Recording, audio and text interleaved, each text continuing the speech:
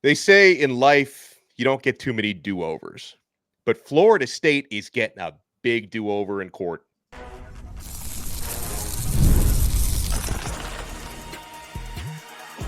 You are Locked On ACC, your daily podcast on the Atlantic Coast Conference. Part of the Locked On Podcast Network, your team every day. Thank you so much to the Everydayers for making Locked On ACC your first listen each and every day. I am Alex Donno from Locked On Canes. He is Kenton Gibbs from Locked On Wolfpack.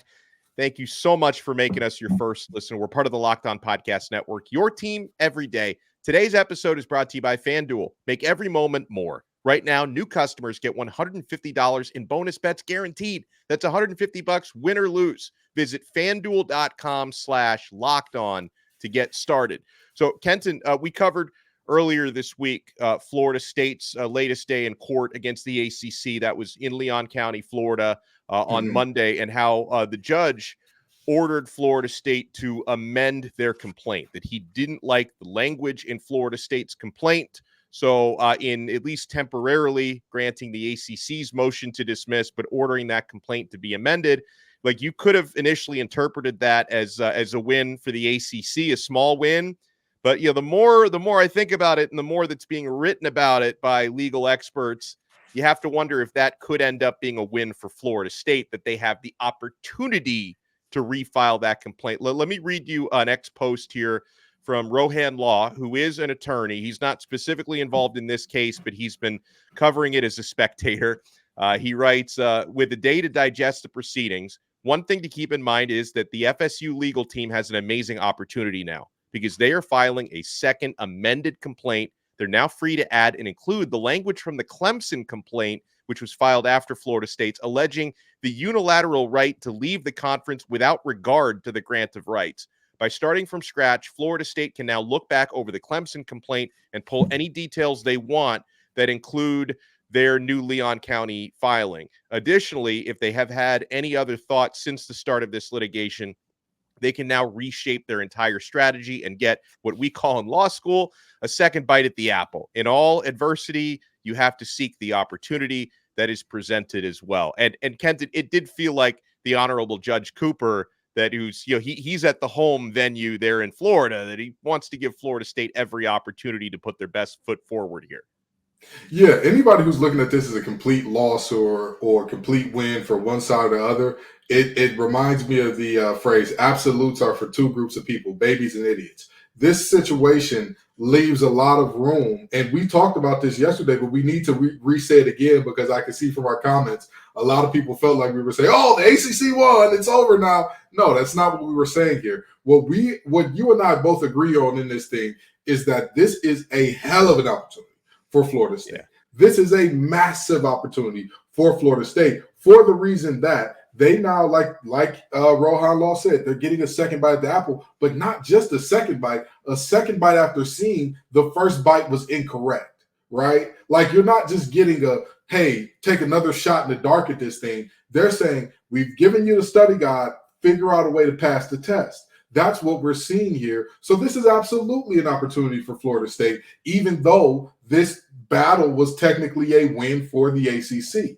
So there is some ground to be gained and lost on both sides here. What I will say is worrisome about this from the Florida State side a little bit is this. I hear a lot of people saying, well, the South Carolina filing, the Clemson filing, how do you know that the judge who sees this case and is hearing this is going to say that language is sufficient? I would much rather go based on, okay, what parts were we told were not sufficient, and work from that point, than to say, well, we're going to introduce entirely new language that was not around the first time, that may not be sensical to this judge, that may be sensical to South Carolina's judges, which, by the way, it's been very quiet in South Carolina. Like, you and I have both been searching for information about those cases, and it seems like there's complete radio silence there. So I'm not sure if copying Clemson is the route to go, but this is absolutely an opportunity for Florida State to regather its bearings and figure out a winning strategy in court. Yeah, because I look over the Clemson complaint was so bold. I almost wonder if it's too bold, because like their interpretation of the grant of rights was, as the second we leave, it's not valid. Like it's valid because we're in the conference, but the second the makeup of the conference changes, we have no fiduciary duty to the ACC. Basically means you don't have to pay for your own media rights. And there's some mumbo jumbo in there about how it's really only based on the ESPN agreement, which is like their right to broadcast past games, but it doesn't have anything to do with present and future games. So you can interpret the same agreement probably 50 different ways. And that's why, that's why appeals are such a popular thing in this country. And that's why, judges can look at the same information and interpret it differently. But it does seem like a bold claim that you can basically invalidate the grant of rights by saying, well, it only applies while we're in the conference, not while we're out of it. Yeah, and I'm going to tell you this. If that's the loophole that gets them out of this, I need everybody's lawyers to admit that they're not smart. I need everybody's lawyers to get together, come to the front of the room, and say, hey, guys, we are not smart. Because although none of us have been able to see the grant of rights, all of us have assumed that it's fairly ironclad. Why? Because nobody could get out. And if the out is, these contracts don't talk about the future at all. This is literally just past stuff. This is them saying that they got the rights to show our old games. I need all the lawyers to step to the front of the room. Every lawyer that was involved, step to the front, come on in the room, and say, hey, law school is easier than you think. Never give up on your dreams, kids, because we get paid a lot of money to kind of sit around and play patty cake because we obviously did not read the documents as they were given to us because we missed a huge loophole, because that's not a tiny little thing there to say like, oh, this contract doesn't concern itself with the future at all. That's a massive point. So I'm interested to see how that shakes out. And again, it seems like we're getting radio silence out of South Carolina. So I'm excited for when that picks up and when we start getting updates on how those legal battles go. Because again, these are things that while we want to talk about what's happening on the basketball court and on the football field, the reality is these cases are going to have a lot to do with that.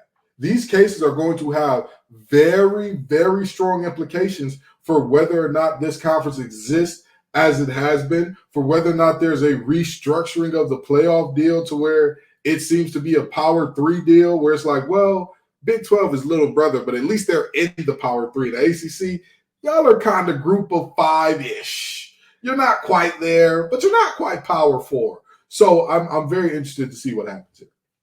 Now here, and somebody pointed this out actually in the comments to Rohan Law, and I was thinking about this as well. Like overall, I think the opportunity to amend their complaint again, I think that's definitely an advantage for Florida State. The only potential disadvantage, though, could come from the idea that with all this extra time that's going to go into an amended complaint and then a new court date that is yet to be determined, is this going to now allow the lawsuit in North Carolina? Because remember, there are parallel suits happening here. ACC is suing Florida State in North Carolina. Florida State is suing the ACC in Florida. And if one of those courts, Kenton, reaches a ruling before the other one, then that's going to provide a pretty powerful precedent for the other court to potentially abide by. So if things get bogged down in Florida and things maybe move faster in North Carolina and they reach a ruling that, let's say, favors the ACC over Florida State, then Florida State could get hurt by this delay in Florida.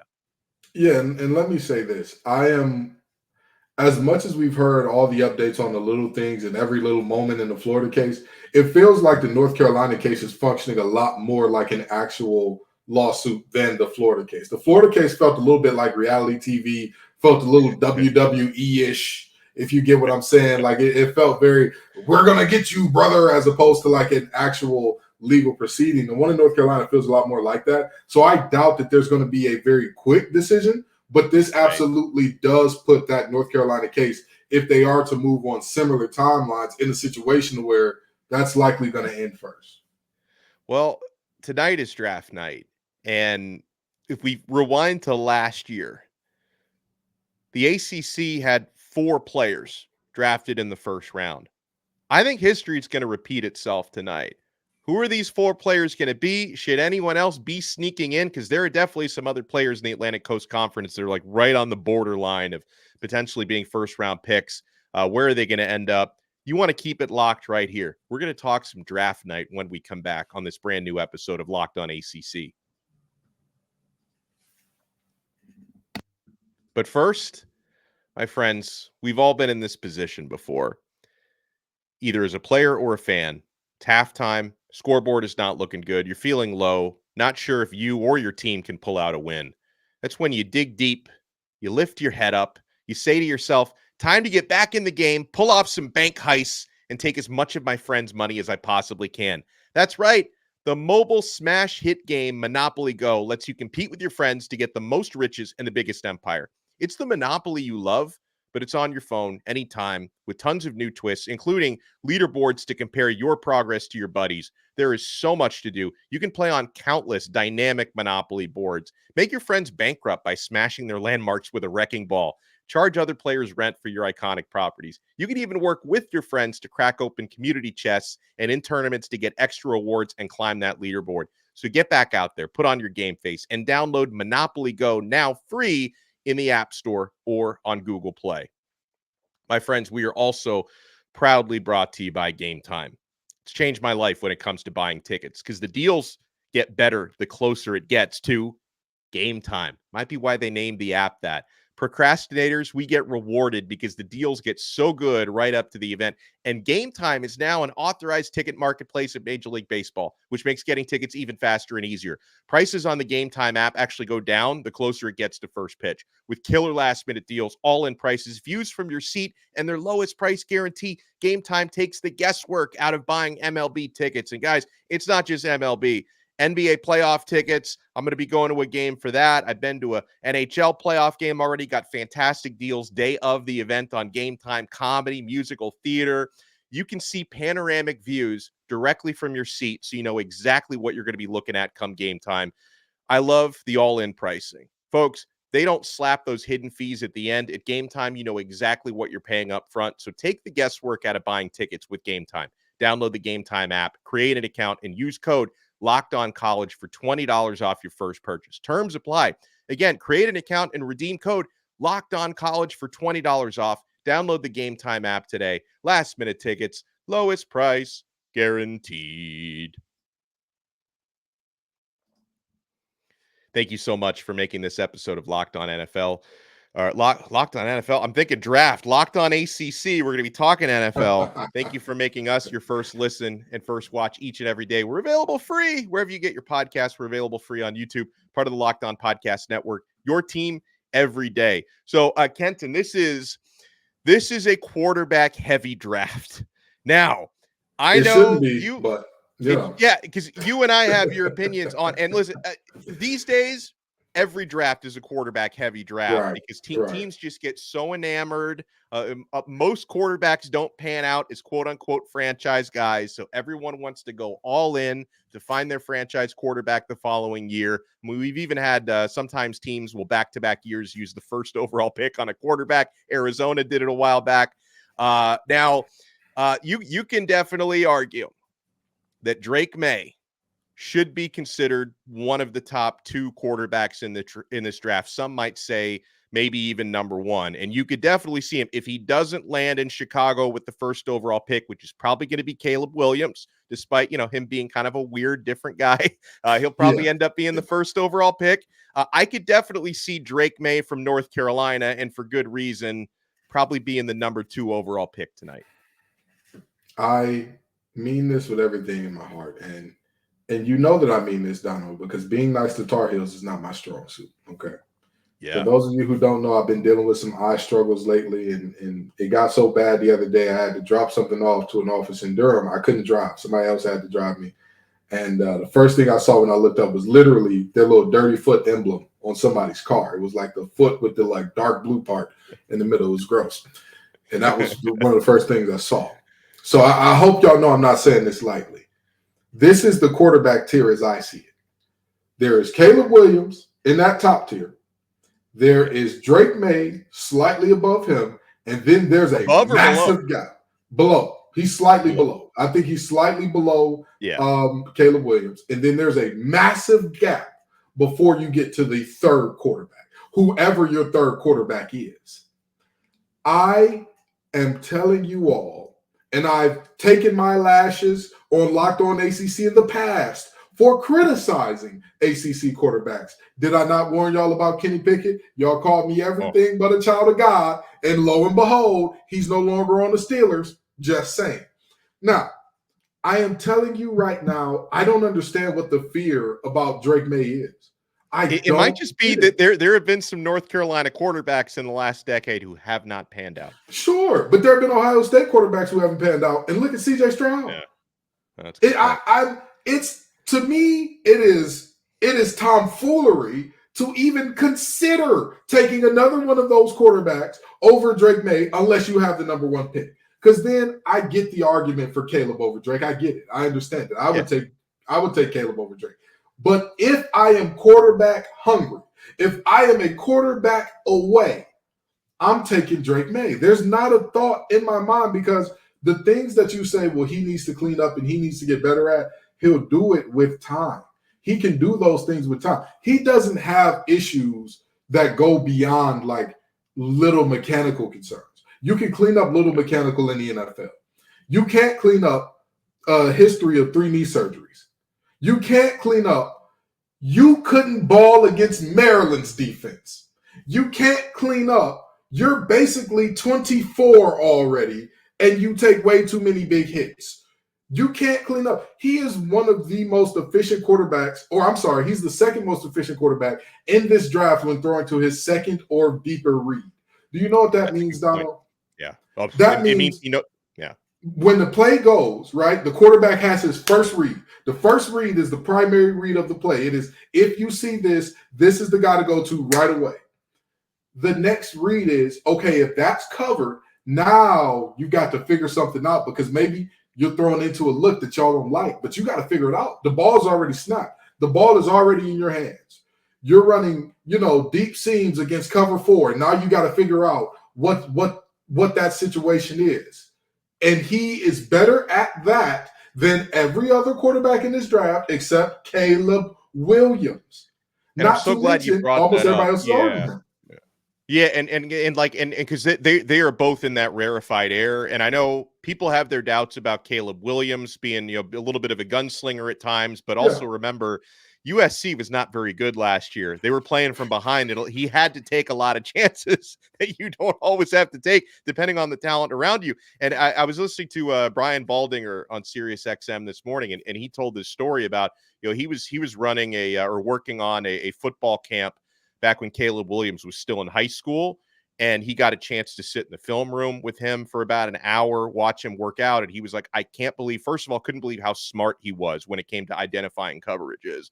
And that was, when he was 16, 17 years old. And then when he actually watched him throw, Baldinger said about Williams, this guy would probably throw better right now at 17 years old than a lot of the quarterbacks at the NFL Combine. And with Drake Maye, I don't want to give all my compliments to a guy who's not in the ACC, but with Drake Maye, the physical tools are there. And you can talk about the mechanics. Absolutely. There's not much that dude has to tweak. And he's also got that prototypical size along with some mobility, 6'4", 230 pounds. You also respect when it comes to loyalty, like this, and maybe he doesn't need money the way that some players do, but Maye, after the 2022 season, had plenty of opportunities.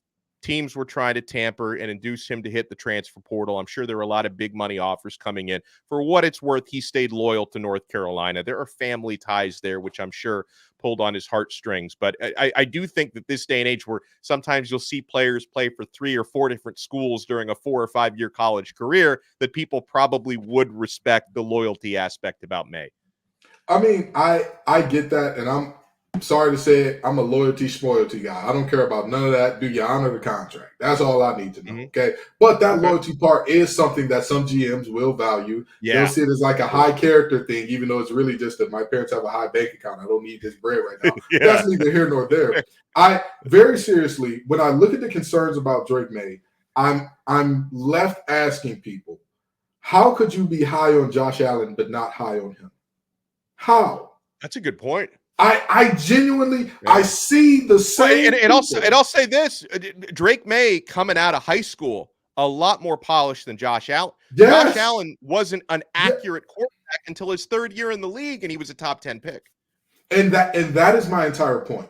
If there is, again, to me, because I know that there's going to be that quarterback thirst that has led to, not to talk. Well, I guess I got to talk bad about a Tar Heel, so I talk good about one. That led to Mitch Trubisky getting drafted that high. There will be the quarterback thirst that led to Kenny Pickett getting drafted that high. It's gonna happen. I know but to me, if I'm an NFL GM and I knew that there was a team that was quarterback hungry, and Drake Maye and Caleb Williams are off the board, I'll go ahead and trade back with you. Yeah, give me what you got for a poke chop. Tell me what the deal you want to make is. Let's talk. Let's talk about it, because I don't believe in anybody else. But again, Drake Maye is the type of guy I could definitely see him leading a team for the next 10 to 12 years. That's not something that I have concerns at all about with him. I haven't heard anything in terms of character concerns. I've watched the all 22. This young man is phenomenal. I know that a lot of people talk about the rushing stats of Omarion Hampton and all that. Watch the film and see how many loaded boxes Hampton was facing. It was not as many. And guess why? Because there was a combination of a young man named Drake throwing to a young man named Tez that people did not want to see one-on-one. So I'm a little, it's one of those moments for me where I feel like I'm in Bizarro World again, just like I was with Kenny Pickett, where people are saying things where I'm like, when I watched Sam Howell slide the draft, I kind of wondered what was going on, but I rewatched the tape and I said, okay, it makes sense. He doesn't have the measurables. He's kind of, it's kind of herky-jerky in terms of the release and all that. It makes sense. When I watch Drake Maye play, I say to myself, that's an NFL quarterback. Even in his losses, that's an NFL quarterback. Even when he plays poorly, I'm like, there are some things for him to clean up in there. But I think his absolute floor is like a mid-level starter, like a starter that doesn't move the needle to win you games, but he also doesn't lose you games in the league, which is more than I can say for the floor of everybody after him in terms of quarterbacks. So Drake Maye, I think he's going to be a top 5 pick tonight. Now there are 3 other players out of the ACC who are projected to go in the first round. We'll talk about them, and should there be more than 3, you want to keep it locked right here. Alex Donno from Locked On Canes, Kenton Gibbs from Locked On Wolfpack, Locked On ACC rolls on.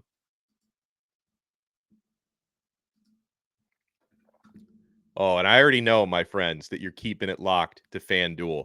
We're having such a great time now in these playoffs. You can get wagers and action on just about anything that's happening right now in the sporting world. It is playoff time in the NBA and NHL. Baseball's in full swing. FanDuel is your place to bet on every game. Right now, new customers get $150 in bonus bets guaranteed. That's $150 win or lose. Bet on everything from slap shots to home runs to slam dunks, all on an app that's safe, secure, and easy to use. What are you waiting for? Visit FanDuel.com/lockedon and make your first bet an automatic win. Thank you so much for making this episode of Locked On ACC your first listen and your first watch today. We're free wherever you get your podcasts. We're free on YouTube. We're part of the Locked On Podcast Network, your team every day. So elsewhere in the first round, Kenton, is Maye is going to be the first pick out of the ACC. There's no doubt about that. Other players projected to go in the first round: Jared Verse, edge rusher from Florida State; Graham Barton, offensive lineman from Duke; Nate Wiggins, cornerback from Clemson. Now, let me say, I am a huge Graham Barton fan. Now, offensive linemen don't often get talked about enough when it comes to the draft, yet building a successful offensive line, college or pro, one of the toughest things to do. And somebody's going to be very happy with that Graham Barton pick. I know that, my local, the Miami Dolphins are being talked about as a potential suitor if he falls as far as number 21, which I don't know if he will, because Kenton, the thing that separates Graham Barton from most of the other offensive line prospects in this draft are not only can this guy be a very high level guard in the NFL, which is probably where he projects to be, can also be a high-level tackle. He can also play center for you. That's how he started his career at Duke. So the versatility factor, and he's not one of those jack-of-all-trades, master of none. He's excellent at all of those trades, Kenton. Absolutely. So you may find a few offensive linemen in this draft who maybe have higher upside than him. I know Jackson Powers Johnson is a very popular guard in this draft, but you're not going to find somebody with higher upside and versatility than Graham Barton. No, and when you talk about Graham Barton, it's all about like the value of the skill set, right? So like look at Joe Alt from Notre Dame. Is he nearly as versatile as Graham? No. But how valuable is it to have a left tackle that you feel good about? Like, I can leave you one-on-one with Micah Parsons. I may not need to chip, right? Like, that's a little bit more valuable than what Graham offers in an offensive line that can slide up and down the offensive line and be really good at those spots. And I'll tell you what, Graham Barton, to me, is so intriguing because he begs that question of how much do you value how good a player is against positional value? Because I think he's a phenomenal player. I just think teams are undervaluing how much a versatile interior offensive line piece is. And I'm going to tell you, if you think about all of the recent teams that have gotten good out of nowhere, it started up front. People talk about my Lions and how they've transformed. Taylor Decker, Penei Sewell, Frank Ragnow. That's what you're looking at. 3 first-round guys that made that team what they were. All on the offensive line. You look at the 49ers, more offensive linemen in the first round than you could imagine. Even the guys they trade for, like a Laken Tomlinson, was a first-round pick out of Duke as a guard. So it's so interesting to me to see the teams continue to try to build from the outside with dynamic pieces on the outside when it's clear. A guy like Graham Barton, to me, you have to value him highly because if you have an offensive line that he combines that ability to be a role grader with the ability to give you a lot of work in pass pro as well. I would not want him at left tackle in the league. I think that's a little worrisome, having him do those deep vertical sets against some of the best pass rushers in the league. But every other position, all the other 4, let's hear me out. I think we can go with him there for a little bit, So Graham is absolutely a guy that I think should be going early in the first, but who knows? He may slide to your Dolphins. And I'll tell you what, if he slides to that real back half now, Lions, talk to me. I'm there. Yeah. I know that my eyes make it look like I've been on some substances, but I'm sober when I say this, Lions. You better pick him up. And I think Jared Verse is another one, that phenomenal positional value, phenomenal player. And I think that his stock was hurt a little bit this year in terms of not seeing high-level production like some people thought. But again, turn on the film. Teams were terrified of him. And he got better. He got better as the year went on because his stats were a little slow out of the jump, but I mean he ended up finishing the year with 9 sacks and 12.5 tackles for loss. That's exactly pretty good. And the production is one thing, but turn on the film and watch how he impacts pass blocking schemes. Teams had to basically make their pass blocking scheme revolve around where's Jared. Where's Jared? We got to make a check to get our double team to Jared. We got to get our back to wherever he is so he can chip him on the way out. So I truly think that even though his stock has fallen a little bit, I believe he'll go in the first half or the upper half of the first round. And there are a few guys that are on the cusp that I wholeheartedly believe should be squarely in the first round. Yeah, you also have a projected first-round pick in Nate Wiggins, the cornerback from Clemson. You can't teach speed, and he's the fastest corner in the draft. It's not going to hurt his stock one bit. Oh, he's the fastest, and to me, he's the most fluid as well. And that combination, hey, like I said, if he falls deep enough, Honolulu Blue might look good on him. You know what I mean? Yeah. But very seriously, Wiggins is one of those guys that he can run extremely well, but it's not just about running because we've seen quarterbacks in the past who they were flying 4.3, low 4.4 guys. But when you put them on the field and you made that translate into, okay, yes, you can roll, but how fast can you stop? Okay, yes, you can roll, but do you understand route concepts? Do you understand how you're supposed to check the smash concept if you're in cover 3 and all that type of stuff? Nate has that as well. Obviously, he's a man guy. He's a guy that you want to follow people around and say, hey, me and you, friend, let's do the do-si-do all game long. And I think that's extremely valuable. I think that the concerns about his tackling are slightly overblown. I really and truly do. Yes, he's a thinner guy. Yes, he has missed some tackles and all that. You show me a corner that hasn't missed a tackle, and I'll show you a car salesman that's never sold a lemon. Like, that's just the reality of what we're looking at, okay? It's highly unlikely to find a corner that you're just like, hey, every time the opportunity to tackle comes up, he knocks it out of the park.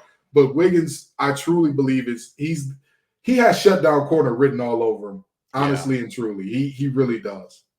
So those are 4 players projected to go in the first round in the ACC. Is there anyone else who could slide in? Because I'm looking at players who are second round, maybe early third round picks. Yeah. Keon Coleman, excellent receiver out of Florida State, who it's a pretty deep receiver class. And so I could understand if he falls out of the first round, should be an early second round pick. Braden Fiske, another defensive lineman out of Florida State, an excellent combine. Peyton Wilson, your guy, linebacker out of NC State, probably going to be a second-round pick. Trey Benson, running back from Florida State, could be a second-round pick. They kind of have Tez Walker from UNC just kind of right on the edge. Like if he's a third-round pick, someone's getting value in the third round there, Kenton, in my opinion. Yeah. I wouldn't. I'm going to tell you this. I wouldn't be surprised if the first 2 names you mentioned slid up. Keon Coleman has his traits are freakish. And I know everybody likes to throw around the word freak and all that. That young man is it. High points the ball extremely well. Doesn't have problems with concentration drops. A lot of people talk about, well, how fast is he? What's the top end speed? Turn on the film, okay? I've got 1.5 good eyes right now. And when I watch the Florida State film, I see him running away from guys. I see him getting downfield in a hurry. And I see him as a guy who is good enough with the ball in his hands for Florida State to say, let's make you our punt returner. That guy, I'm telling you, you can coach up the little ins and outs of route running and all that good stuff. And, you can expand his route tree. I wouldn't be surprised if he slipped into the first. Braden Fiske, he's another guy as an interior defensive tackle. He can play the 1. He can play the 3. I might not want him to play the 0 if I'm running the 3-4. I think he's a little light for that. But he can play the 1 or the 3 at a high level. And that, to me, it adds to positional value. But defensive tackles, for whatever reason, we don't get the love and respect of the edge rusher. So I wouldn't be surprised if he stayed in the second. And you're absolutely right about Tez Walker. If he goes in the third or later, that young man is 6'3" and runs a 4.4, 4.3. I mean, listen, he looked like a first-round pick to me last year. Well, now listen, I understand that he had some games where he got absolutely lit up, right? But when people look at those games, who's checking them? Who's checking them? One of them was Wiggins. And even in that game, he got some of Wiggins. Let's be clear about that. He got some of Wiggins in that game. The other one was against Aiden White. And as much as people like to pretend that Aiden White isn't a top corner for whatever reason, he should be in the draft this year, in my opinion. He's got the stats, yeah. He's locked down everybody. He's like every top receiver in the ACC that's faced Aiden White has had their day in hell. That's what he gives guys. So, with all due respect, I don't understand why he would be around in the third, but if he is around in the third, somebody's going to get themselves a heck of a receiver in the third round, honestly and truly.